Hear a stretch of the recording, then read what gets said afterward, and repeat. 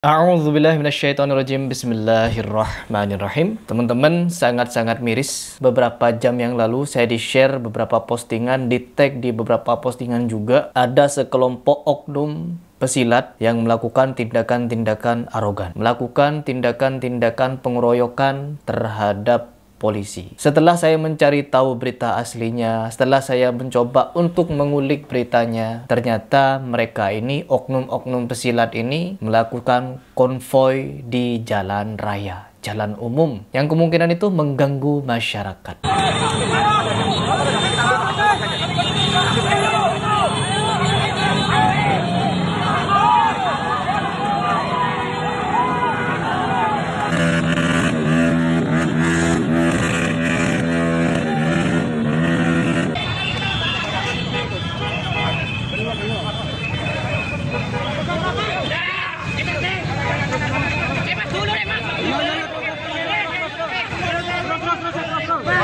Semua perguruan tidak akan mengajarkan hal-hal negatif, tidak akan pernah mengajarkan hal-hal buruk kepada siswa-siswanya. Namun yang perlu digarisbawahi, pasti di setiap organisasi, jangankan di dalam perguruan silat, organisasi perguruan silat ada oknumnya. Di dalam majelis-majelis saja, majelis keagamaan, ada juga oknumnya. Tapi yang perlu digarisbawahi, ini bukan majelis-majelis orang-orang Salafi Wahabi. Dan saya juga bisa pastikan, sudah beberapa bulan yang lalu saya bahas, majelis-majelis sholawat berujung bentrok. Bukan cuma 1, 2, 3 video, banyak video yang terekam kamera. Bagaimana yang tidak terekam? Bahkan, di acara hadroh pun yang awalnya baik-baik saja, jadi bentrok. Bukan Salafi lagi. Coba kita simak videonya.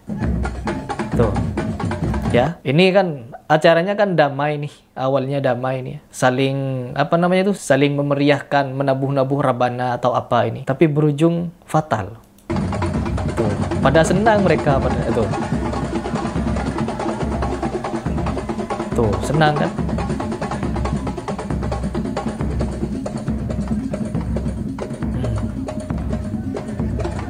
Tuh, tapi ujung-ujungnya berantem, ribut. Tuh.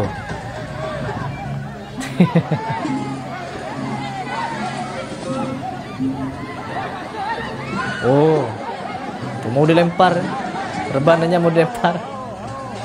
Waduh.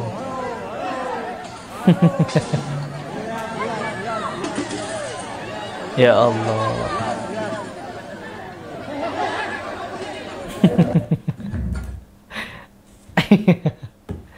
Begitulah ya fenomenanya ya. Tapi kalau kalian simak, kalian saksikan kajian-kajian orang-orang Salafi, tertib. Di dalam masjid, tidak ada gedombrengan musik, tidak ada musik, tidak ada nyanyian, tidak ada tarian, tidak ada apa-apa. Yang ada apa? Nasihat agama.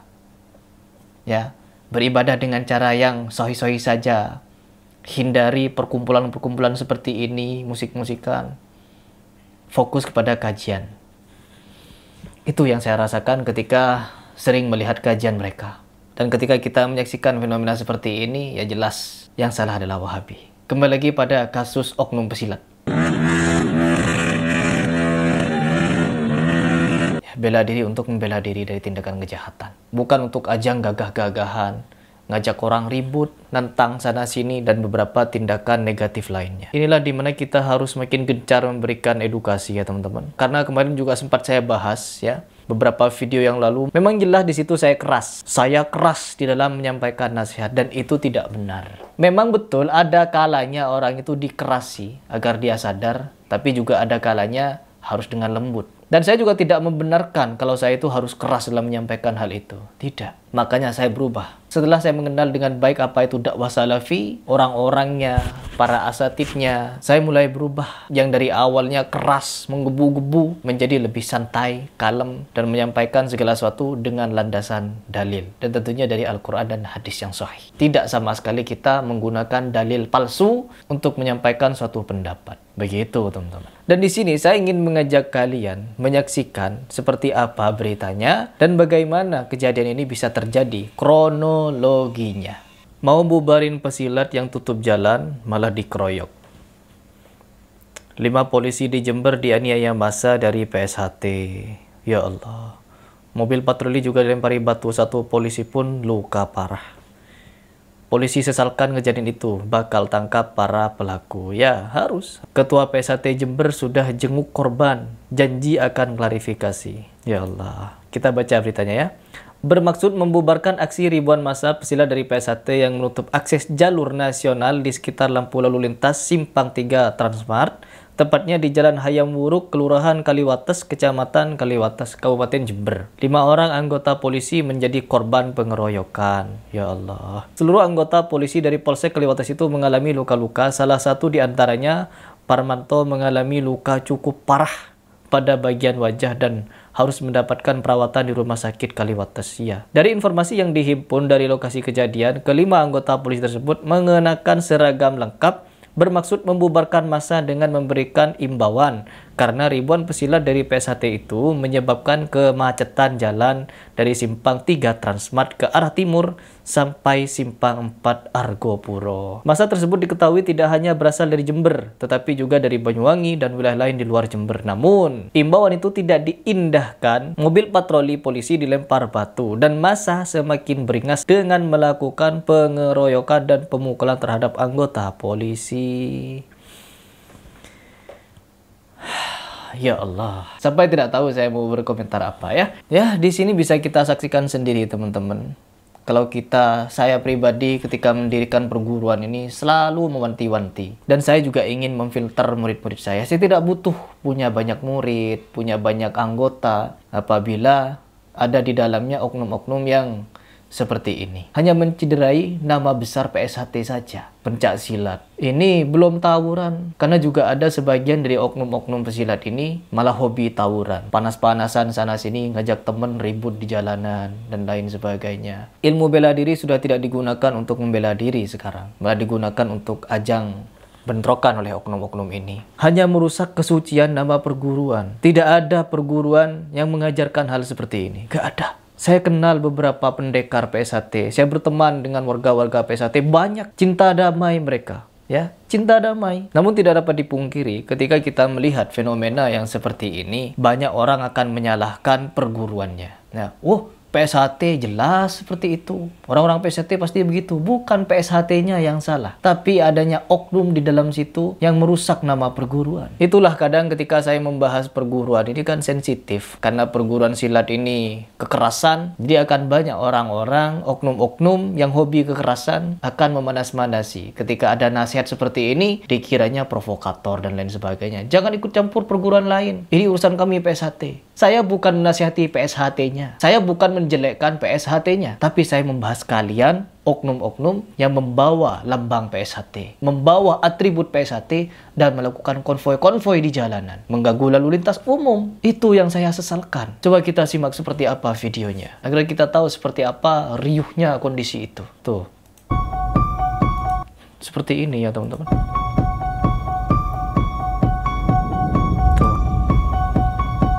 Habis apa namanya itu? Mobil polisinya dilempar-lempar, ya Allah.